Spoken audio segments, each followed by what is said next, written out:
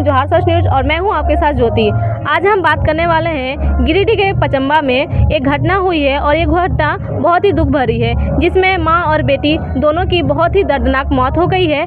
और हमारे बीच अभी चश्मदीद गवाह हैं जो खुद जाकर उन माँ बेटियों का और उन परिवार के सदस्यों का रेस्क्यू किए हैं और अपनी जान को जोखिम में डालकर उनकी जान बचाई हैं। सर आप बताइएगा। सर आज प्रातः लगभग 2:15 बजे रवि डालमिया हैं, कपड़ा के व्यवसायी हैं, उनके द्वारा हमको अपने मोबाइल पे सूचना प्राप्त हुई। तुरंत वो फ़ोन किया हमको कि पवन आग लग गई है।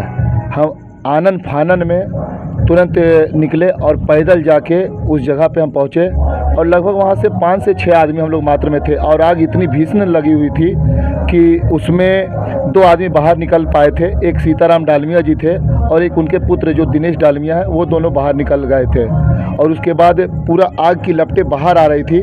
इसी के बीच में हमने तत्काल थाना प्रभारी राजीव कुमार सर को कॉल किया। राजीव सर तुरंत कॉल एक बार में रिसीव किए और उन्होंने आश्वस्त किया कि पवन जी सोनू सर पेट्रोलिंग में है और सोनू सर से हमारी बात हुई। सोनू सर तुरंत पहुँचे। जिला प्रशासन की बहुत अच्छी पहल रही, साथ ही साथ जितने पुलिस पदाधिकारी उनकी अच्छी पहल रही और पचम्बा की जितने भी जनता लोग हैं उनका काफ़ी योगदान रहा। जब मानवता पचम्बा में देखने को मिला, यूँ कहे तो आज पचम्बा के लिए बहुत ही काला दिन है, क्योंकि इस प्रकार की घटना अपने होश में हम लोग का इतनी भयावह घटना नहीं घटी थी, जिसमें 6 फैमिली घर खुशी मार्ट जो दुकान है, मॉल है, उसमें फंसे हुए थे। सीताराम डालमिया और नरेश डालमिया तो निकल गए, उनकी पत्नी जो थी किरण डालमिया, उनको बहुत मशक्क़त करने के बाद हमारे एक मित्र थे पंकज गुप्ता, उनके साथ में मिल के हम लोग खिड़की तोड़ के उनको निकाले। वो लगभग हमको लगता है 75 से 80 साल की बुज़ुर्ग महिला थी।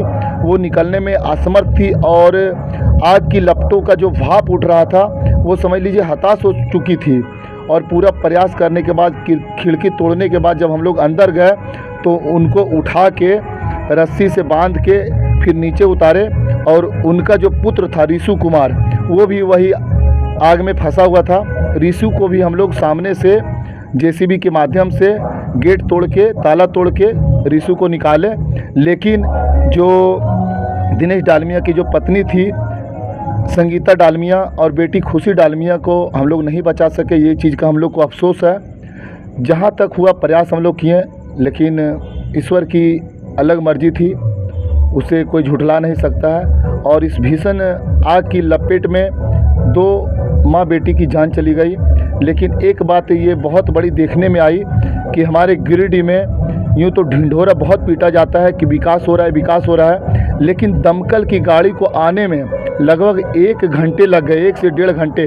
और मात्र गिरिडीह में 2 दमकल की गाड़ियां हैं। अगर इस तरह की भीषण आग कहीं लपटें उठने लगी तो समझ लीजिए वो स्वाहा हो जाएगा, जो आज जीता जागता प्रमाण पचम्बा में हमने देखा है। इसलिए आपके चैनल के माध्यम से जिला प्रशासन से, उपायुक्त महोदय से आग्रह होगा कि कहीं ना कहीं दमकल की गाड़ियों को का व्यवस्था और अधिक किया जाए। साथ ही साथ जो किट आता है, जो आग की लपेटों को उसमें फंसे हुए आदमियों को निकाला जाता है, उस तरह के उपकरण की व्यवस्था हमारे गिरिडीह में उपलब्ध हो।